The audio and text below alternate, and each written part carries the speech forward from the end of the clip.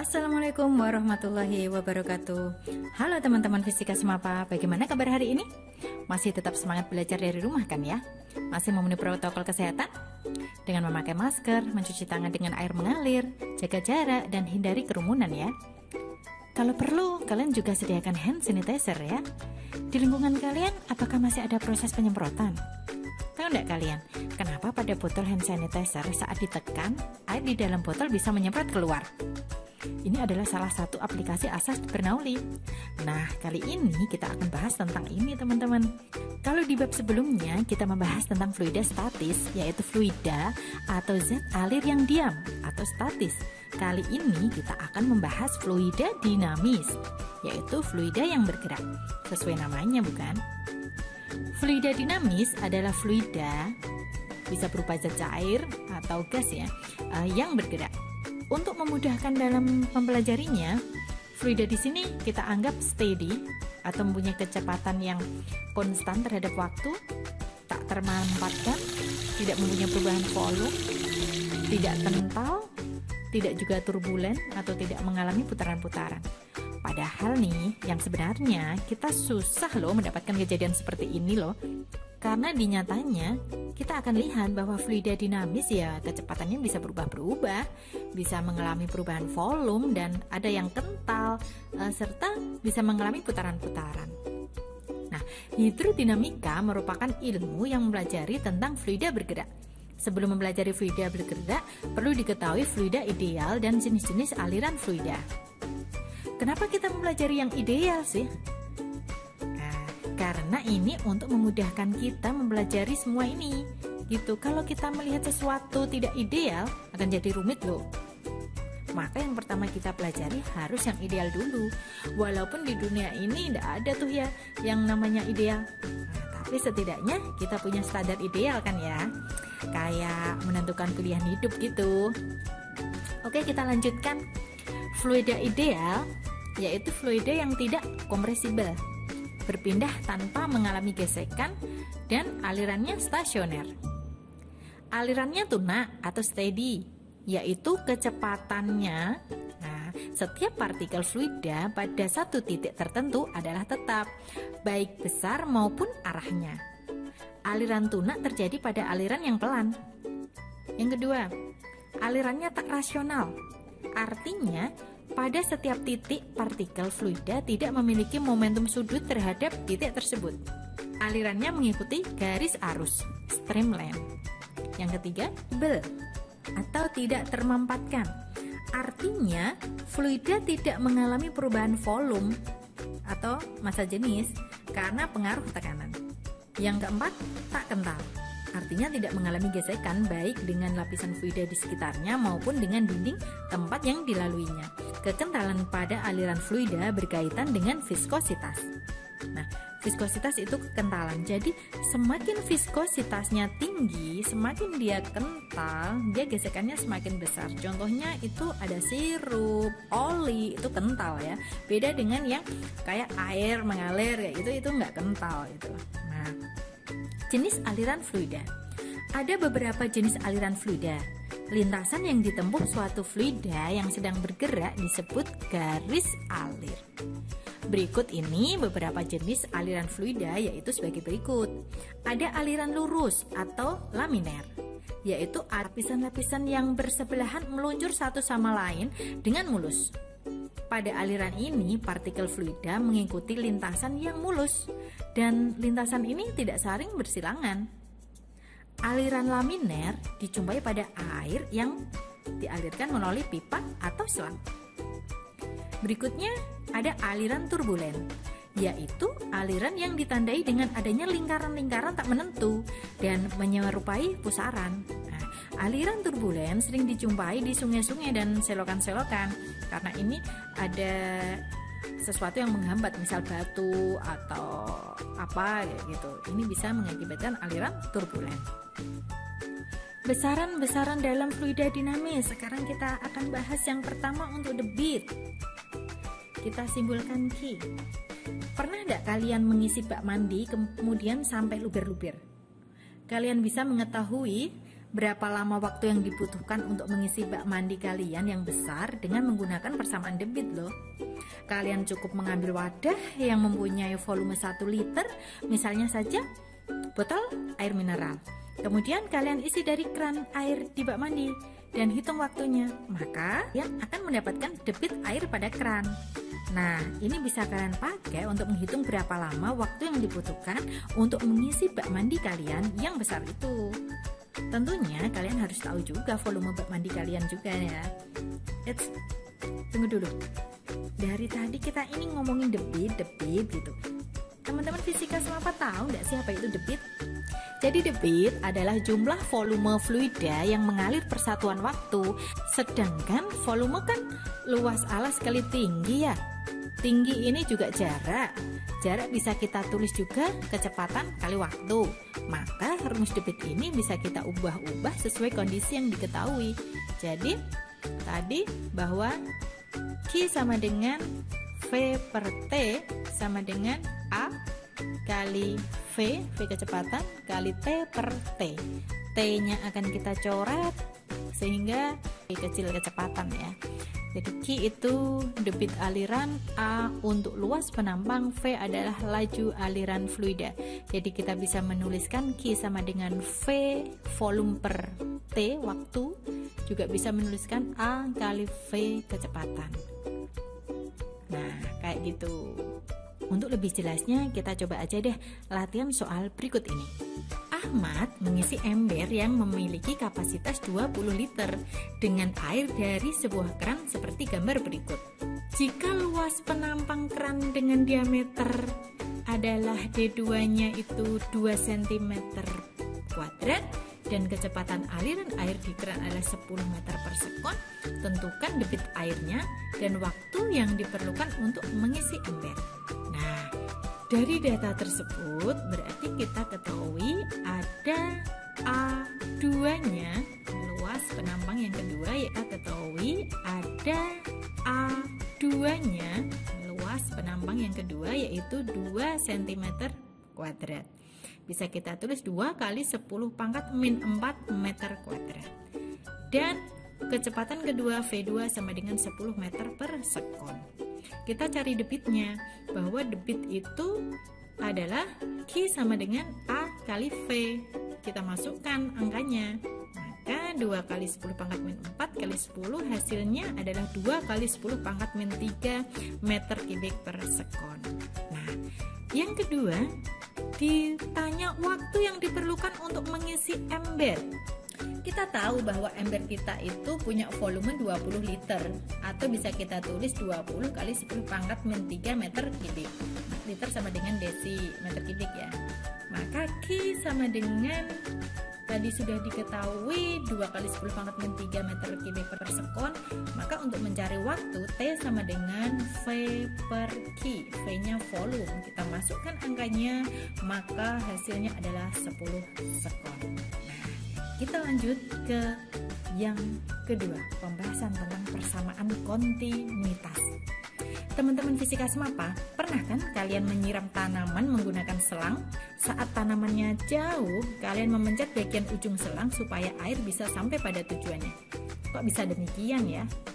Ini dia penjelasannya. Persamaan kontinuitas adalah persamaan yang menghubungkan kecepatan fluida dari satu tempat ke tempat lain. Sebelum menurunkan hubungan ini, kalian harus memahami beberapa istilah dalam aliran fluida. Garis aliran atau streamline diartikan sebagai jalur aliran fluida ideal atau aliran tunak tadi. Garis singgung di suatu titik pada garis memberikan kita arah kecepatan aliran fluida. Garis alir itu sama lain. Tabung air adalah kumpulan dari garis-garis alir. Nah, air yang mengalir di dalam pipa air dianggap mempunyai debit yang sama di sembarang titik. Jadi, jika ditinjau dari dua tempat, maka debit di aliran satu akan sama dengan debit di aliran yang kedua. Atau kita menuliskannya A1 kali V1 sama dengan A2 kali V2. Nah, gitu. Jadi asas kontinu namanya juga kontinu, berarti nilai debitnya sama. Kita lihat deh contoh berikut supaya lebih jelas ya. Pipa saluran air bawah tanah memiliki bentuk seperti gambar berikut. Coba lihat. Jika luas penampang pipa yang besar itu adalah 5 meter persegi, luas penampang pipa kecil adalah 2 meter persegi, dan kecepatan aliran air pada pipa besar adalah 15 meter per sekon, tentukan kecepatan air saat mengalir. Nah, karena ini kontinu, debit di posisi 1 sama dengan debit di posisi 2, maka kita pakai persamaan kontinuitas tadi, A1V1 sama dengan A2V2. Kita masukkan nilainya, 5 kali 15 sama dengan 2 kali V2. Maka didapat bahwa V di posisi kedua adalah 37,5 meter per sekon. Jelas ya? Sekarang untuk pembahasan yang selanjutnya, yaitu tentang persamaan hukum Bernoulli. Di depan sudah sempat saya singgung, di mana akhir-akhir ini kalian sering menggunakan disinfektan, bukan? Yang biasanya disediakan dalam wadah yang cara pemakaiannya tinggal kita pencet, seperti botol parfum. Kenapa cairan yang ada di dalam tabung bisa keluar seperti itu ya? Ini ada kaitannya dengan asas Bernoulli atau hukum Bernoulli. Coba kita perhatikan video berikut ini. Fluida yang mengalir pada pipa dengan ujungnya yang menyempit maka akan mengalami perubahan tekanan, akan mengalami perubahan kecepatan, dan akan mengalami perubahan kedudukan atau posisi. Dari asas kontinuitas bahwa debit itu kan tetap di berbagai tempat, maka posisi 1 yaitu dengan luas penampang yang besar itu kecepatannya yang kecil. Sedangkan pada posisi 2 luas penampangnya berkurang menjadi lebih kecil, maka kecepatan pada penampang 2 ini lebih besar. Berarti ada perubahan kecepatan. Kita lihat lagi nih. Pada posisi 1, tadi kan kecepatannya kecil nih, maka tekanannya besar. Sedangkan pada posisi 2, kecepatannya besar, maka tekanannya kecil. Jadi, tekanan di posisi 1 akan lebih besar daripada tekanan di posisi kedua. Hukum Bernoulli adalah hukum yang berlandaskan pada hukum kekekalan energi yang dialami oleh aliran fluida. Jadi, hukum ini menyatakan bahwa jumlah total dari energi tekanan tambah energi kinetik dan energi potensialnya memiliki nilai yang sama pada setiap titik sepanjang suatu garis arus, jadi konstan. Misal kita membagi semuanya dengan volume, maka kita akan mendapatkan persamaan bahwa P plus setengah rho V kuadrat plus rho GH sama dengan konstan. Berarti posisi 1, posisi 2, dimanapun posisinya ini konstan. Nah, dimana P itu adalah tekanan air, V-nya adalah kecepatan air, satunya meter per sekon, G itu percepatan gravitasi, meter per sekon kuadrat, H adalah ketinggian air. Karena total energinya ini konstan, maka jika salah satu komponennya berkurang, maka akan mengakibatkan komponen yang lainnya bertambah. Kayak gitu. Misal nih, kecepatan fluidanya yang bertambah, maka nanti tekanannya yang berkurang. Begitupun juga sebaliknya. Contoh kasus. Jika kita memegang 2 buah kertas dan kemudian kita tiup kertas di bagian tengahnya di antara keduanya, kira-kira apa ya yang terjadi pada kertas? Apakah kertas akan bergerak berjauhan? Atau justru sebaliknya kedua kertas bergerak berdekatan? Kita coba aja ya, kita coba di rumah. Silahkan kalian praktekkan di rumah. Ambil kertas gitu aja, kemudian nanti kita tiup di bagian tengahnya. Kemudian tulis jawaban kalian di kolom komentar beserta alasannya ya. Coba kita perhatikan contoh soal berikut. Pipa untuk menyalurkan air menempel pada sebuah dinding rumah seperti terlihat. Perbandingan luas penampang pipa besar dan pipa kecil adalah 4:1. Posisi pipa besar adalah 5 meter di atas tanah dan pipa kecil 1 meter di atas tanah. Kecepatan aliran air pada pipa besar adalah 36 km per jam dengan tekanannya 9,1 kali 10⁵ Pascal. Diminta tentukan kecepatan air pada pipa yang kecil, selisih tekanan pada kedua pipa, dan tekanan pada pipa yang kecil, dimana diketahui bahwa rho air itu adalah 1000 kg per meter kubik. Sekarang perhatikan, di sini kita ketahui ada ketinggian H1 5 meter, H2-nya 1 meter, kecepatan posisi 1 36 km per jam, jadikan meter per sekon jadi 10, tekanan 1 P1-nya 9,1 kali 10 pangkat 5 dengan luasnya A1 dibanding A2 adalah 4:1. Oke, dari data-data ini ditanya kecepatan air pada pipa yang kecil. Kita pakai aja persamaan kontinuitas bahwa A1V1 sama dengan A2V2. Kita masukkan nilainya 4 kali 10 sama dengan 1 kali V2, maka didapat V2 adalah 40 meter per sekon. Sekarang selisih tekanan pada kedua pipa ini kita cari dari persamaan Bernoulli, bahwa P1 plus setengah rho V1 kuadrat plus rho GH1 sama dengan P2 plus setengah rho V2 kuadrat plus rho GH2. Karena tanya selisih, kita pindah ruas bahwa P1 min P2 sama dengan setengah rho. Kita gabungkan antara V dengan V, H dengan H, berarti menjadi setengah rho dalam kurung V2 kuadrat min V1 kuadrat plus rho G dalam kurung H2 min H1. Kita masukkan semua nilainya, maka nanti akan didapat bahwa P1 min P2 sama dengan 7,1 kali 10 pangkat 5 Pascal. Nah, kalau tinggal menghitung ini udah urusan matematika nih, 1 kali 1 ya 1 gitu aja. Nah, untuk yang urusan fisikanya kalian sudah tahu penerapan Bernoulli, wah sudah bagus. Sekarang yang ketiga ditanya tekanan, kita sudah tahu nih bahwa selisih P1 dan P2 nya 7,1 kali 10 pangkat 5. Kita masukkan aja nilainya bahwa P1 nya itu sudah diketahui, selisihnya juga diketahui, berarti nanti kita bisa mendapatkan P2 yaitu 2 kali 10 pangkat 5 Pascal. Nah, gimana?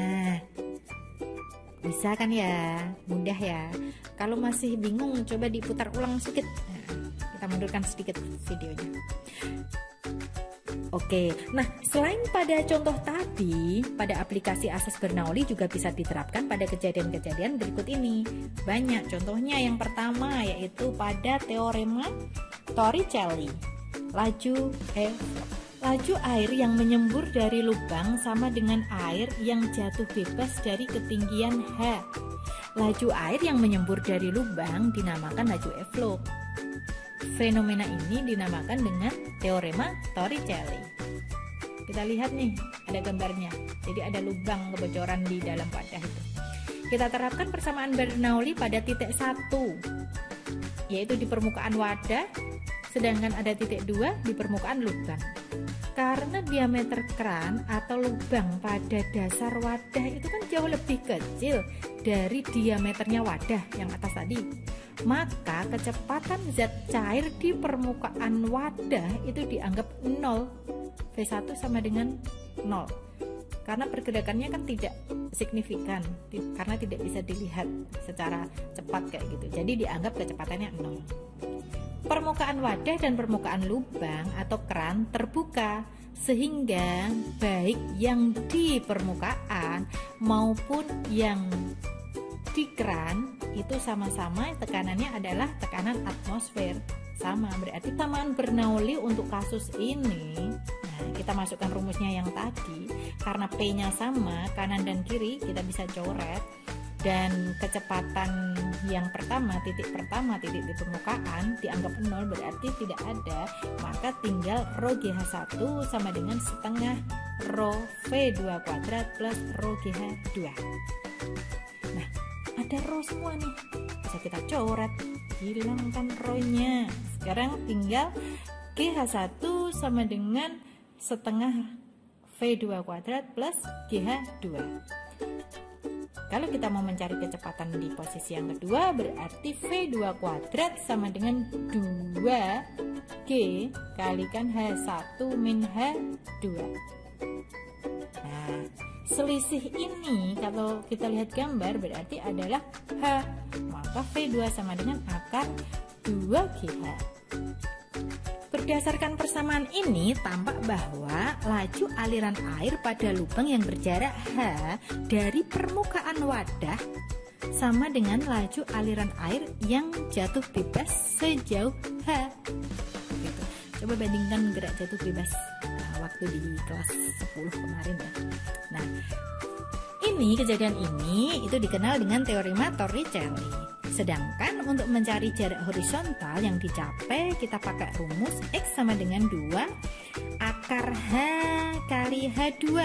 Atau kita bisa juga menulis 2 kali akar H atas lubang kali H bawah lubang. Coba kita lihat contoh berikut ya, supaya kalian lebih jelas.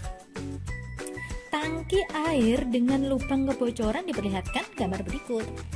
Jarak lubang ke tanah itu 10 meter dan jarak lubang ke permukaan air adalah 3,2 meter.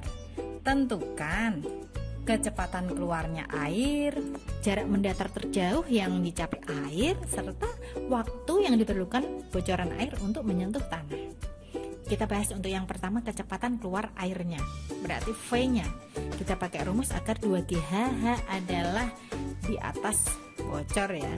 Nah, akar 2 kali 10 kali 3,2, hasilnya adalah 8 meter per sekon.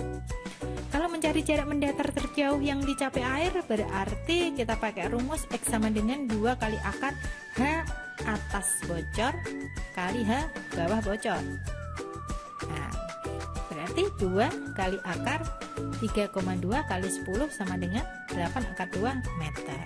Nah, sekarang untuk waktu yang diperlukan bocoran air untuk menyentuh tanah, kita kan tahu nih dari rumus X sama dengan V kali T. X-nya kita sudah tahu bahwa tadi 8 akar 2, V-nya kita juga sudah tahu 8, berarti nilai T adalah akar 2 sekon.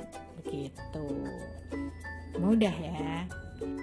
Nah, aplikasi yang lain untuk asas Bernoulli berikutnya yaitu venturimeter. Venturimeter adalah sebuah alat yang bernama pipa venturi. Pipa venturi merupakan sebuah pipa yang memiliki penampang bagian tengahnya lebih sempit dan diletakkan mendatar dengan dilengkapi dengan pipa pengendali untuk mengetahui permukaan air yang ada sehingga besarnya tekanan dapat diperhitungkan. Ada 2 venturimeter yang akan kita pelajari, yaitu ada venturimeter tanpa manometer dan venturimeter menggunakan manometer yang berisi zat cair lain. Aplikasi yang berikutnya ada pada tabung pitot. Alat ukur yang dapat digunakan untuk mengukur kelajuan gas adalah tabung pitot. Perhatikan gambar berikut ini. Gas, misalnya udara lah, lubang di titik A. Lubang-lubang ini sejajar dengan arah aliran dan dibuat cukup jauh di belakang sehingga kelajuan dan tekanan gas di luar lubang-lubang tersebut mempunyai nilai seperti halnya dengan aliran bebas. Jadi VA itu sama dengan V, kelajuan gas, dan tekanan pada kaki kiri manometer tabung pitot sama dengan tekanan aliran gas. Lubang dari kaki kanan manometer tegak lurus terhadap aliran sehingga kelajuan gas berkurang sampai ke 0, yaitu di titik B. VB-nya sama dengan 0. Pada titik ini gas berada dalam keadaan diam. Tekanan pada kaki kanan manometer sama dengan tekanan di titik B. Beda ketinggian titik A dan B dapat diabaikan. HA sama dengan HB, berarti ini sama. Sehingga perbedaan tekanan yang terjadi menurut persamaan Bernoulli adalah sebagai berikut. Karena hanya sekarang VB-nya ini 0, berarti juga tidak ada. Tinggal PA plus setengah rho VA kuadrat sama dengan PB. Selisihnya berarti PB min PA sama dengan setengah rho VA kuadrat. Oleh karena itu, kecepatan aliran gas VA, yaitu sama dengan V tadi, dapat dirumuskan sebagai berikut, bahwa V sama dengan akar 2 rho raksa GH per rho fluida. Berikutnya, aplikasi hukum Bernoulli lain, yaitu pada penyemprot. Pada alat penyemprot, contohnya alat penyemprot nyamuk, parfum, atau disinfektan tadi, saat batang penghisapnya ditekan, udara akan mengalir dengan kecepatan tinggi dan melewati mulut pipa. Jadi ketika tekan itu yang mengalir adalah udara gitu. Akibatnya tekanan di ujung mulut pipa menjadi kecil. Seperti tadi, bahwa kecepatan besar, tekanannya kecil. Nah, perbedaan tekanan ini mengakibatkan cairan di dalam tangki naik dan dihamburkan dengan halus oleh aliran udara dari tabung pengisap. Gitu. Aplikasi yang lain dari asas Bernoulli yaitu pesawat terbang. Gaya angkat pesawat terbang bukan karena mesin hanya membuat pesawat bergerak ke depan loh. Terus gaya angkatnya kenapa ya? Karena apa gitu? Gaya angkat pesawat ini terjadi karena memanfaatkan hukum Bernoulli yang membuat laju aliran udara tepat di bawah sayap. Karena laju aliran di atasnya kan lebih besar tadi, maka mengakibatkan tekanan di atas pesawat kecil. Karena kecepatannya besar, berarti tekanannya daripada yang ada di bawah. Berarti tekanan yang di bawah besar karena kecepatannya kecil. Gitu. Paham ya? Penampang sayap pesawat terbang mempunyai bagian belakang yang lebih tajam dan sisi bagian atas yang lebih melengkung daripada sisi bagian bawahnya. Perhatikan gambar. Garis arus pada sisi bagian atas lebih rapat daripada sisi bagian bawah. Artinya kelajuan aliran udara pada sisi bagian atas pesawat ini lebih besar daripada bagian yang bawah sayap. Sesuai dengan asas Bernoulli, tekanan pada sisi bagian atas akan lebih kecil karena V-nya besar tadi daripada sisi bagian bawah karena kelajuan udaranya lebih besar yang atas tadi. Misalnya gaya angkat dapat kita ketahui melalui persamaan berikut. F1 min F2 sama dengan P1 min P2 dikalikan A.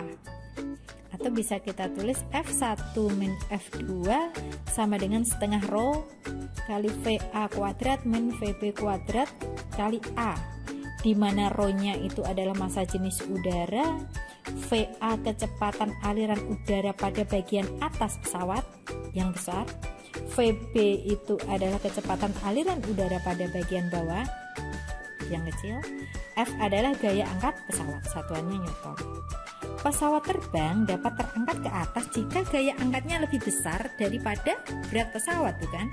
Nah, jadi suatu pesawat dapat terbang atau tidak itu tergantung dari berat pesawatnya, kelajuan pesawatnya, dan ukuran sayapnya. Makin besar kecepatan pesawat, berarti kan makin besar kecepatan udara. Hal ini berarti gaya angkat sayap pesawat pun juga semakin besar. Demikian pula, makin besar ukuran sayap, makin besar pula gaya angkatnya. Nah, supaya pesawat dapat terangkat, gaya angkat harus lebih besar daripada berat pesawat. Atau F1 min F2 nya harus lebih besar dari M kali G pesawat. Jika pesawat telah berada pada ketinggian tertentu dan pilot ingin mempertahankan ketinggiannya, misalnya melayang di udara nih, maka kelajuan pesawat harus diatur sedemikian rupa sehingga gaya angkatnya nanti akan sama dengan berat pesawat.